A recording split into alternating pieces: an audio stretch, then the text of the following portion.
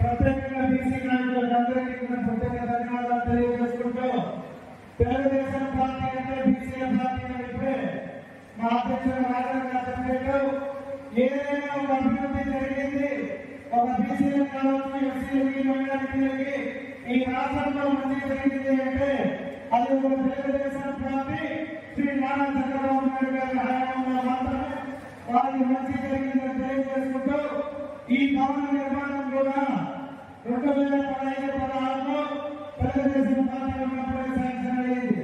దానికి ముఖ్య కారణం మన ఎమ్మెల్సీ ధర్మాసనం గారి కమిటీలో మెంబర్గా ఉన్నారు కాబట్టి మా చిత్తూరులో బీసీలకి ఒక మంచి భవనం ఇవ్వాలని ఈ భవన నిర్మాణం చేయడానికి కూడా ఒక ముఖ్య కారణం.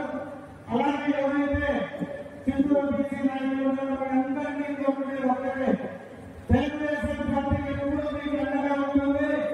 ఈ రోజు కావచ్చు, మన డిప్యూటీ సీఎం పవన్ కళ్యాణ్ గారు కావచ్చు, మన యువనాయకుడు కావచ్చు, ఎవరైనా కూడా ఈ దేశం రాష్ట్రం బాగుండాలని కోరుకునే ఏకైక నాయకత్వం మనందరూ కూడా పార్టీ నాయకుల బాధ్యత ఉంది. కాబట్టి మీరందరూ కూడా పార్టీలో బలపడుతున్నారు. పార్టీని ఉన్నత స్థానంలో ఉంచే బాధ్యత ఈ చిత్తూరు బీసీ నాయకులు తెలియజేసుకుంటూ మీకు ఎప్పుడు ఏది కావాలన్నా మొన్న బీసీ లోన్లు కావచ్చు, ఇప్పుడు బీసీలకు అనేక రకమైన పదవులు కావచ్చు, తెలుగుదేశం పార్టీ రాబోయే ఉగాది రోజు ఒక మంచి స్థానాన్ని కల్పించబోతుంది.